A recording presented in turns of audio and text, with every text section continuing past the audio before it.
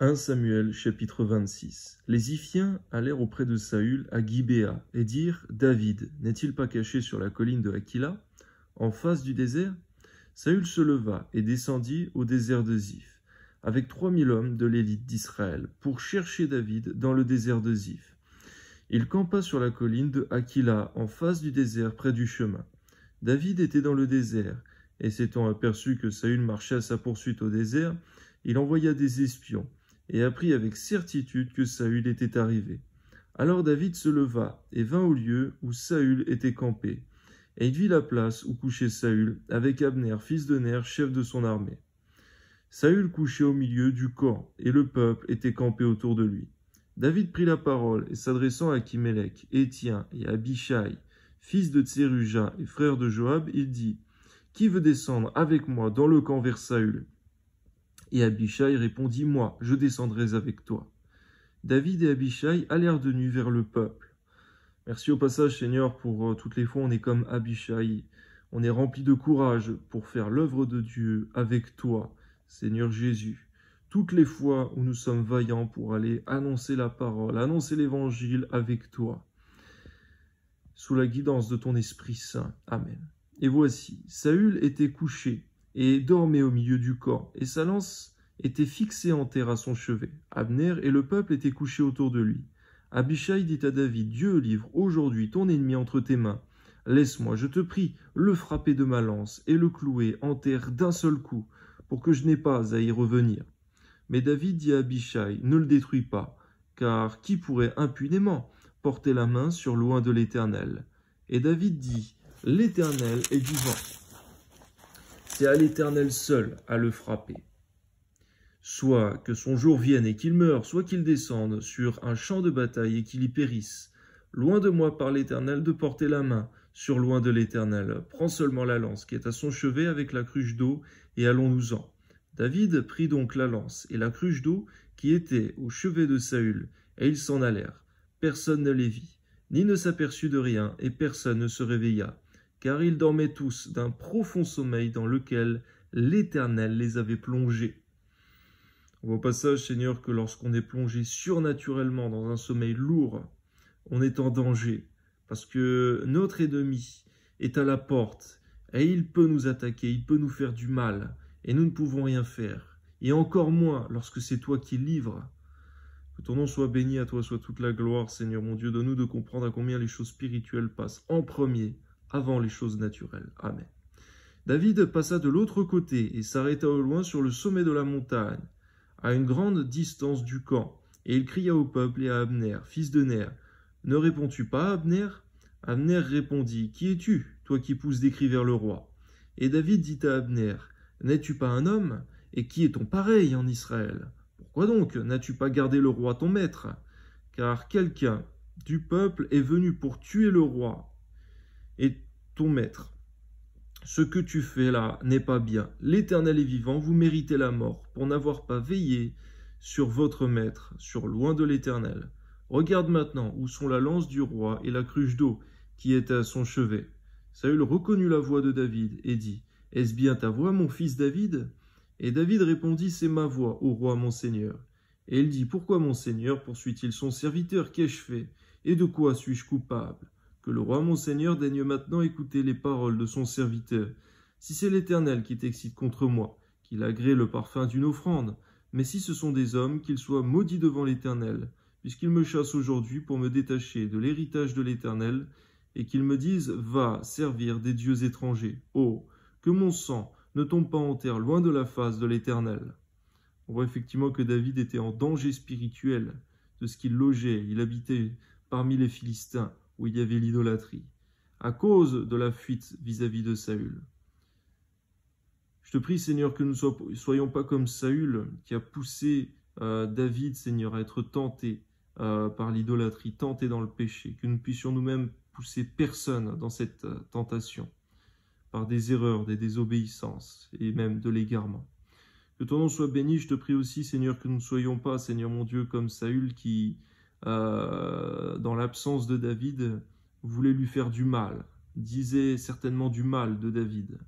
Mais lorsqu'il était en face de lui, il l'appelait mon fils. Je te prie au nom de Jésus que nous ne soyons pas dans l'hypocrisie, dans la folie, à ne pas dire du mal les uns des autres et en face de parler comme si nous étions amis. Je te prie que tu nous gardes de cela, Seigneur. C'est un piège de la langue et tu n'y prends aucun plaisir. Et cela ne vient pas de toi. Amen.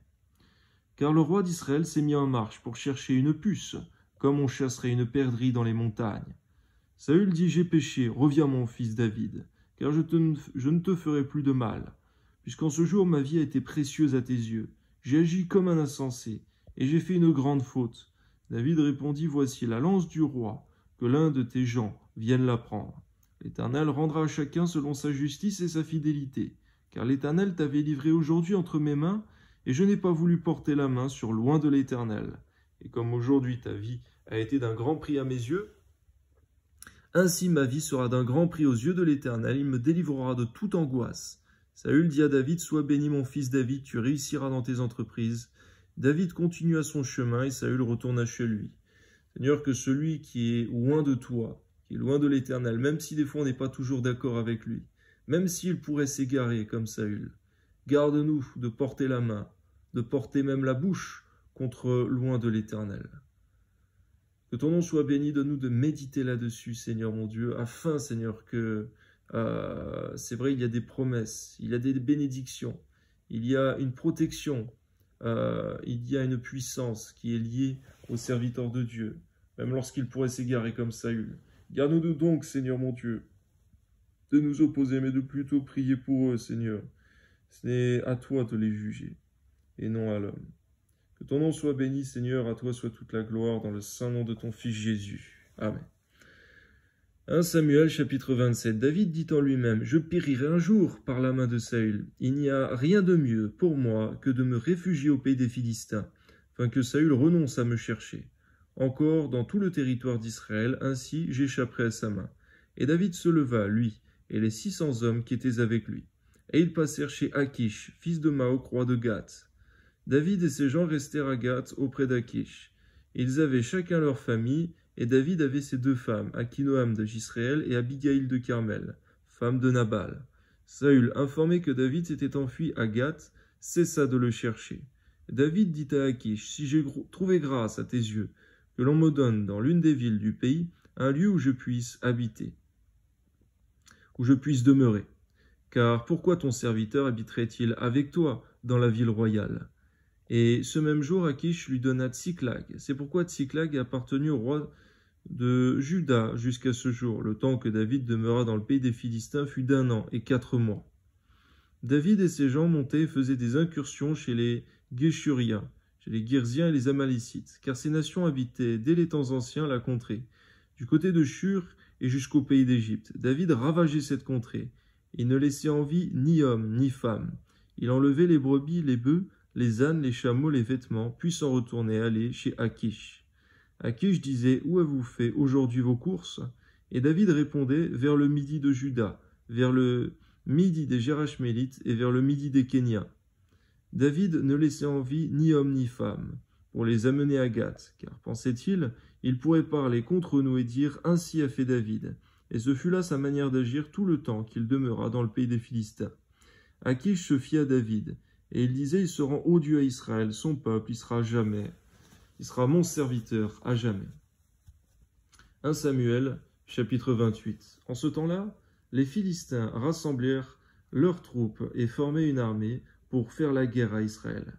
Achish dit à David, « Tu sais que tu viendras avec moi à l'armée, toi et tes gens. » David répondit à Achish, « Tu verras bien ce que ton serviteur fera. » Et Achish dit à David, « Aussi, je te donnerai pour toujours la garde de ma personne. » Samuel était mort, tout Israël l'avait pleuré, et on l'avait enterré à Rama, dans sa ville.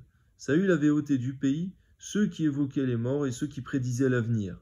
Les Philistins se rassemblèrent et vinrent camper à Sunem. Saül rassembla tout Israël, et ils campèrent à Gilboa, à la vue du camp des Philistins. Saül fut saisi de crainte, et un violent tremblement s'empara de son cœur. Saül consulta l'Éternel, et l'Éternel ne lui répondit point, ni par des songes, ni par l'Urim, ni par les prophètes. Et Saül dit à ses serviteurs, « Cherchez-moi une femme qui évoque les esprits, et j'irai la consulter. » On voit au passage, Seigneur, que lorsque Saül a pris la décision de se tourner vers les occultistes, il y a eu un jugement de ta part aussi à cause de cela. Bien que déjà tu l'avais livré, parfois le diable, lorsqu'il commence à nous attaquer dans le péché, il veut qu'on s'y plonge encore davantage. Sauf qu'à chaque étape du péché, il y a des conséquences et des jugements qui viennent de toi. Garde-nous, Seigneur mon Dieu, si on a commencé à chuter, à continuer dans une telle chute. Donne-nous savoir nous repentir, nous humilier devant toi et revenir rapidement à toi.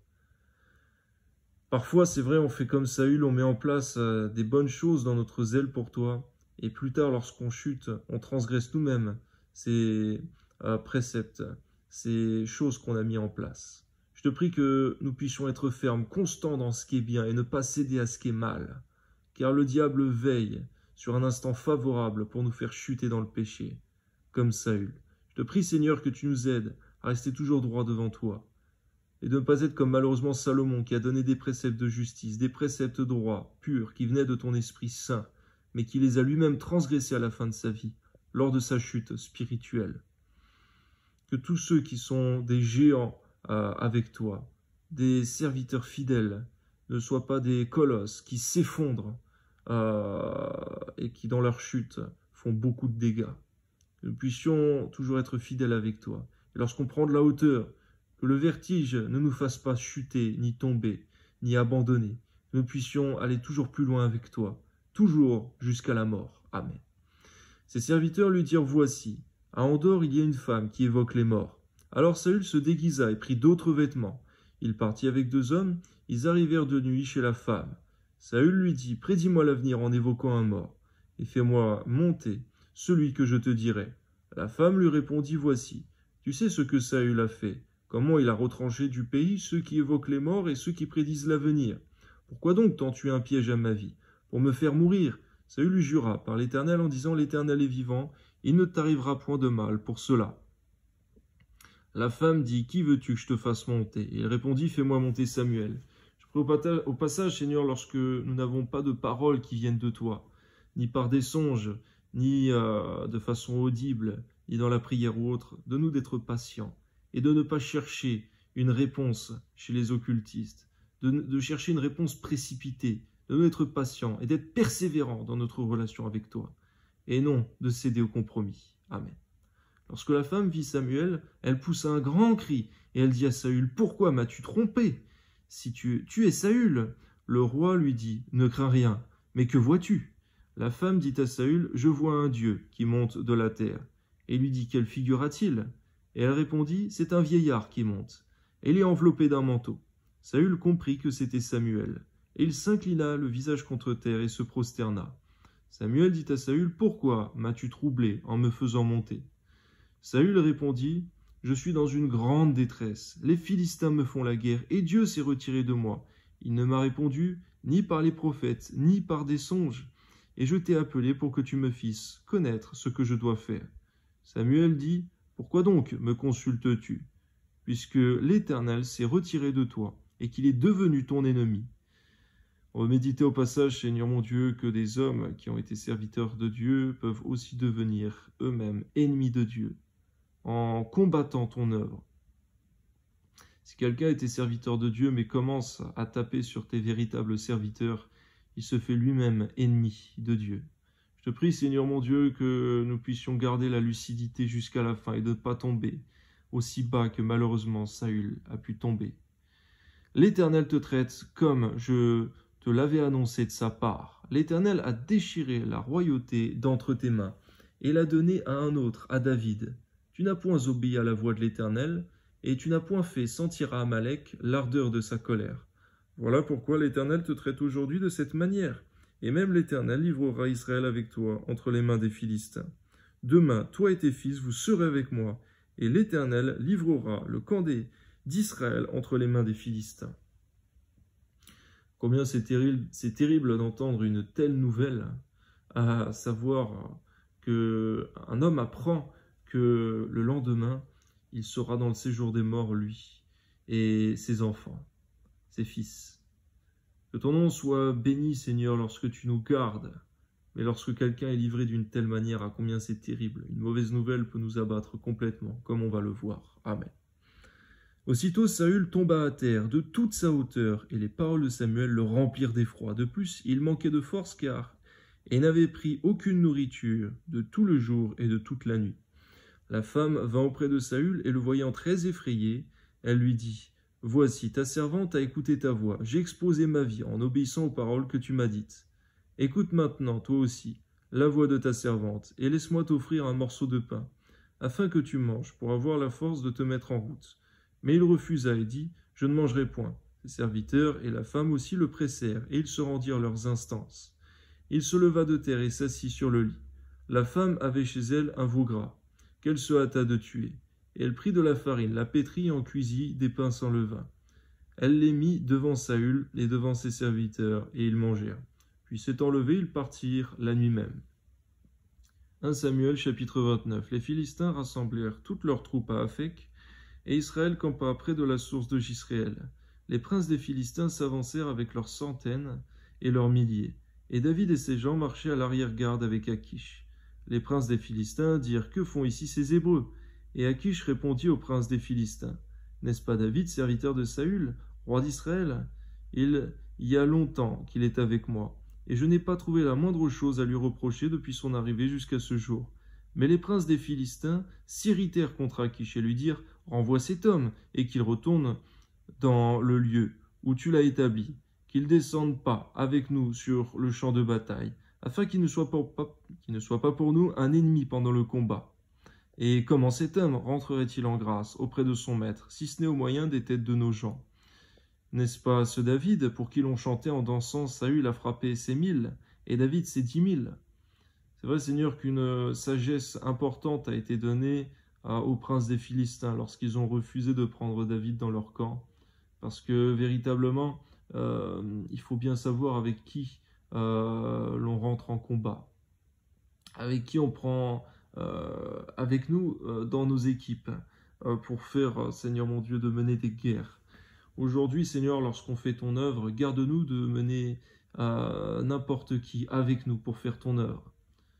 Donne-nous véritablement de réfléchir à cela, Seigneur mon Dieu, parce que on pourrait faire ton œuvre et se retrouver dans nos propres équipes avec des personnes qui nous combattraient nous-mêmes, Seigneur mon Dieu, dans cette œuvre, parce que l'équipe n'a pas été bien choisie. Alors je te prie au nom de Jésus que nous puissions véritablement avoir ce discernement, cette sagesse, cette intelligence, de ne pas faire affaire, de ne pas œuvrer avec n'importe qui, avec des personnes qui pourraient se révéler plus tard comme des ennemis. Amen. Akish appela David et lui dit « L'Éternel est vivant, tu es un homme droit, et j'aime à te voir aller et venir avec moi dans le camp, car je n'ai rien trouvé de mauvais en toi depuis ton arrivée auprès de moi jusqu'à ce jour. Mais tu ne plais pas au prince. Retourne donc et vas en paix. Va-t'en en paix, pour ne rien faire de désagréable aux yeux des princes des Philistins. » David dit à Akish « Mais qu'ai-je fait, et qu'as-tu trouvé en ton serviteur depuis que je suis auprès de toi jusqu'à ce jour, pour que je n'aille pas combattre les ennemis de mon seigneur le roi ?» Akish répondit à David « Je le sais, car tu es agréable à mes yeux, comme un ange de Dieu. » Mais les princes des Philistins disent « Il ne montera point avec nous pour combattre. Ainsi, lève-toi de bon matin, toi, et les serviteurs de ton maître qui sont venus avec toi. Levez-vous de bon matin et partez dès que vous verrez la lumière. » David et ses gens se levèrent de bonne heure pour partir dès le matin et retourner dans le pays des Philistins. Et les Philistins montèrent à Jisréel. À toi soit la gloire, Seigneur. On voit aussi que, d'une certaine manière, tu as évité à David de combattre avec les Philistins contre Israël. Tu ne prends pas plaisir, Seigneur mon Dieu, à voir un même camp s'entretuer. Et on ne doit pas participer, effectivement, à la destruction de ton peuple. Que ton nom soit béni, Seigneur, parce que des fois, tu sais nous retirer d'œuvres qui ne seraient pas bonnes pour nous. Tu sais nous retirer de certaines fréquentations qui seraient mauvaises pour nous, et où tu sais que nous ferions des dégâts, où il y aurait du regret, des remords par la suite. Que ton nom soit béni pour toutes les fois où tu nous enlèves d'un chemin qui n'était pas bon, un chemin qui n'était pas salutaire. Amen. 1 Samuel, chapitre 30. Lorsque David arriva le 3e jour à Tsiklag avec ses gens, les Amalicites avaient fait une invasion dans le Midi et à Tsiklag. Ils avaient détruit, brûlé Tsiklag, après avoir fait prisonnier les femmes et tous ceux qui s'y trouvaient, petits et grands. Ils n'avaient tué personne, mais ils avaient tout emmené et s'étaient remis en route. David et ses gens arrivèrent à la ville et voici, elle était brûlée. Et leurs femmes, leurs fils et leurs filles étaient emmenés captifs. Alors David et le peuple qui était avec lui élevèrent la voix et pleurèrent, jusqu'à ce qu'ils n'eussent plus la force de pleurer. Les 2 femmes de David avaient été emmenées, Akinoam de Jisréel et Abigail de Carmel, femme de Nabal. David fut dans une grande angoisse, car le peuple parlait de le lapider, parce que tous avaient de l'amertume dans l'âme, chacun à cause de ses fils et de ses filles. Mais David reprit courage en s'appuyant sur l'Éternel son Dieu. Merci Seigneur, lorsqu'on est abattu, découragé, déprimé, lorsqu'on n'est pas bien dans notre âme, lorsqu'on est dans l'angoisse. Donne-nous de courir dans ta présence, dans la lecture de ta parole, dans la prière, afin de reprendre courage, de reprendre vie, de reprendre des forces et de revoir à nouveau devant nous un avenir, là où il ne semblait plus y en avoir. Amen.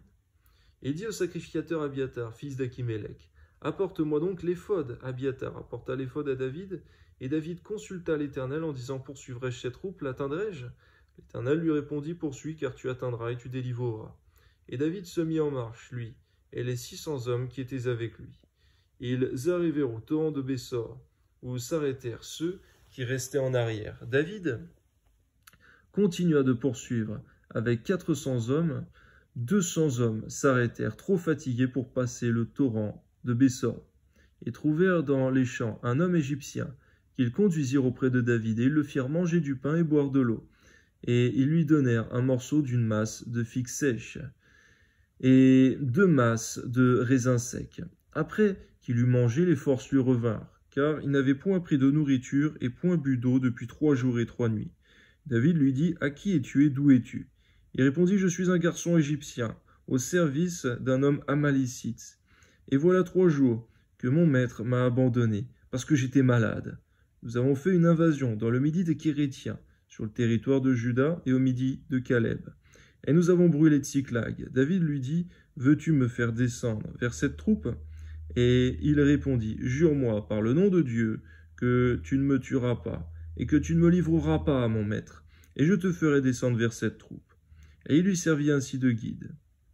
Seigneur, je te prie que nous puissions prendre soin de ceux qui ont connu le rejet, de ceux qui ont connu l'abandon, car ceux qui peuvent éventuellement dans le passé être nos ennemis pourront être nos alliés pour faire ton œuvre, Seigneur mon Dieu. Que nous ne puissions jamais rejeter, car toi, Seigneur Jésus, tu ne rejettes personne de tous ceux qui viennent à toi. Amen. Et voici, les Amalécites étaient répandus sur toute la contrée, mangeant, buvant et dansant, à cause du grand butin qu'ils avaient enlevé du pays des Philistins et du pays de Juda. David les battit depuis l'aube du jour jusqu'au soir du lendemain, et aucun d'eux n'échappa, excepté 400 jeunes hommes qui montèrent sur des chameaux et s'enfuirent. David sauva tout ce que les Amalécites avaient pris, et il délivra aussi ces 2 femmes. Gloire à Dieu. Seigneur, parfois il y a des hommes qui se livrent aux distractions, qui se livrent, Seigneur mon Dieu, à la réjouissance, alors qu'il n'y a pas lieu de se réjouir, alors que l'ennemi campe et s'apprête à leur faire du mal. Que nous-mêmes, on ne puisse jamais se trouver dans la joie, les distractions, lorsque l'ennemi s'apprête à nous frapper. Qu'on puisse toujours veiller et prier, comme lorsqu'il est écrit, Seigneur mon Dieu, de veiller et de prier, car le diable veille, en vue de nous faire du mal. Je te prie donc que nous puissions toujours nous-mêmes veiller et prier, lors même qu'on peut se réjouir, car cela nous est donné également sous le soleil en partage, que nous puissions aussi garder cette vie de consécration, de veiller, de prier, d'être attentifs à ce que dit l'Esprit Saint, afin que l'ennemi ne puisse trouver jamais une occasion de nous nuire. Amen. Il ne leur manqua personne, ni petit ni grand, ni fils ni fille, ni aucune chose du butin, ni rien de ce qu'on leur avait enlevé. David ramena tout. Et David prit tout le menu et le gros bétail.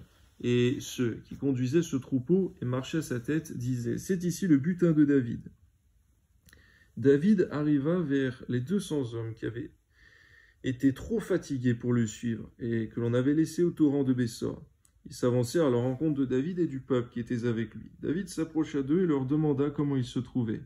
Tous les hommes méchants et vils parmi les gens qui étaient allés avec David prirent la parole et dirent, « Puisqu'ils ne sont pas venus avec nous, nous ne leur donnerons rien du butin que nous avons sauvé, sinon à chacun sa femme et ses enfants, qui les emmènent et s'en aillent. » Mais David dit, « N'agissez pas ainsi, mes frères. au sujet de ce que l'Éternel nous a donné, car ils nous ont gardés et il a livré entre nos mains la troupe qui était venue contre nous et qui vous écouterait dans cette affaire.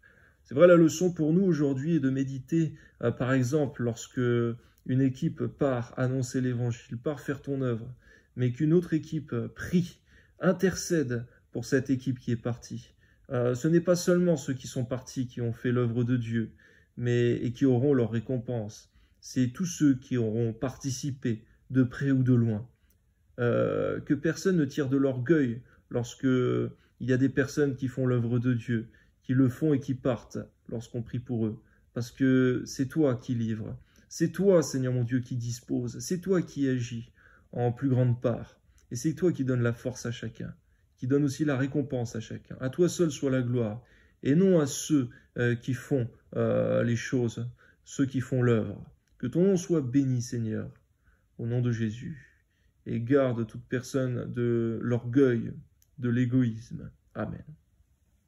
La part doit être la même pour celui qui est descendu sur le champ de bataille et pour celui qui est resté près des bagages. Ensemble, ils partageront. Il en fut ainsi dès ce jour et dans la suite, et l'on a fait de cela jusqu'à ce jour une loi et une coutume en Israël. De retour à Tsiklag, David envoya une partie du butin aux anciens de Juda et à ses amis, et en leur adressant ces paroles, « Voici, pour vous un présent sur le butin des ennemis de l'Éternel. » Il fit ainsi des envois à ceux de Béthel, à ceux de Ramoth du Midi, à ceux de Jatir, à ceux d'Aroer, à ceux de Shifmoth, à ceux d'Eshtémoa, à ceux de Rakal, à ceux des villes des Gérachmélites, à ceux des villes des Kéniens, à ceux de Horma, à ceux de Hor-Hachan, à ceux d'Attaque, à ceux de Hébron, et dans tous les lieux que David et ses gens avaient parcourus. 1 Samuel, chapitre 31. Les Philistins livrèrent bataille à Israël, et les hommes d'Israël prirent la fuite devant les Philistins et tombèrent morts sur la montagne de Gilboa. On voit encore une fois pourquoi est-ce que David ne participait pas à la guerre que menaient les Philistins contre Israël. Parce que lorsque Israël, étant le peuple de Dieu, était battu, eh bien ton nom n'était pas glorifié, car Israël fut le peuple de Dieu, et il n'y a pas de gloire là-dedans. Merci Seigneur mon Dieu, donne-nous de ne pas livrer, Seigneur mon Dieu, ton peuple au scandale, de pouvoir régler les affaires, Seigneur. S'il y a ton peuple qui doit être exposé pour des scandales, nous ne devons point en être les auteurs. Nous devons régler les choses vis-à-vis des personnes qui sont coupables. Amen. Les Philistins poursuivirent Saül et ses fils et tuèrent Jonathan, Aminadab, Malchishua, fils de Saül. L'effort du combat porta sur Saül.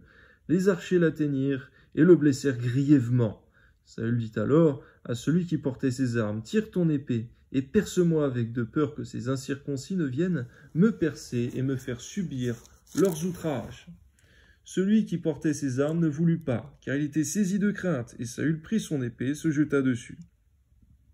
Celui qui portait les armes de Saül, le voyant mort, se jeta aussi sur son épée et mourut avec lui. Ainsi périrent en même temps, dans cette journée, Saül et ses 3 fils, celui qui portait ses armes et tous ses gens, ceux d'Israël qui étaient de ce côté de la vallée, de ce côté du Jourdain, ayant vu que les hommes d'Israël s'enfuyaient et que Saül et ses fils étaient morts, abandonnèrent leur ville pour prendre aussi la fuite. Et les Philistins allèrent s'y établir. Le lendemain, les Philistins vinrent pour dépouiller les morts, et ils trouvèrent Saül et ses 3 fils tombés sur la montagne de Gilboa. Ils coupèrent la tête de Saül et enlevèrent ses armes. Puis ils firent annoncer ces bonnes nouvelles par tout le pays des Philistins, dans les maisons de leurs idoles et parmi le peuple. Ils mirent les armes de Saül dans la maison des Astartés et ils attachèrent son cadavre sur les murs de Beth-Shan. Dans tous les cas, lorsque un serviteur de Dieu tombe, le nom de Dieu est blasphémé, comme il l'a été pour Saül. Que ton nom soit béni lorsque tes serviteurs restent dans la droiture et se gardent même du péché. Car les serviteurs du diable, les agents de Satan, eux, ils œuvrent pour que les serviteurs de Dieu chutent, tombent dans l'orgueil, dans le péché, dans la perdition, dans le scandale, dans la honte, dans l'opprobre. Je te prie donc, Seigneur, que tu donnes à tous ceux qui font profession de servir Dieu et qui prononcent le nom du Seigneur Jésus, de marcher dans la crainte de Dieu, de s'éloigner de l'iniquité, du péché, dans le secret comme en public. Amen. Lorsque les habitants de Jabès en Galade apprirent comment les Philistins avaient traité Saül, tous les hommes vaillants se levèrent, et après avoir marché toute la nuit, ils arrachèrent des murs de Beth-Shan le cadavre de Saül et ceux de ses fils. Puis ils revinrent à Jabès, où ils les brûlèrent. Ils prirent leurs os et les enterrèrent sous le tamarisque à Jabès. Et ils jeûnèrent 7 jours. Merci, parce que parfois il y a des hommes vaillants qui vont au-devant des ennemis pour récupérer la dignité de ceux de tes serviteurs, Seigneur, qui ont été exposés à l'opprobre. Que ton nom soit béni, Seigneur mon Dieu, lorsqu'il y a des hommes vaillants. C'est ce que tu cherches aussi parmi ton peuple, des hommes vaillants, des serviteurs de Dieu vaillants, pour faire ton œuvre, pour que ton nom soit glorifié, pour que des âmes soient sauvées et ton peuple édifié. Que ton nom soit béni, Seigneur mon Dieu. Donne-nous d'être vaillants, Seigneur, comme ces hommes qui ont fait de bon cœur ton œuvre et qui souffraient lorsque ton cœur souffrait, lorsque ton nom était blasphémé. Donne-nous de savoir, Seigneur, partager tes sentiments et non ceux du monde, au nom de Jésus, et de ne pas nous inquiéter seulement pour nous-mêmes, mais aussi pour ton nom, pour ta gloire, pour ton œuvre, pour tes enfants, ton serviteur. Amen.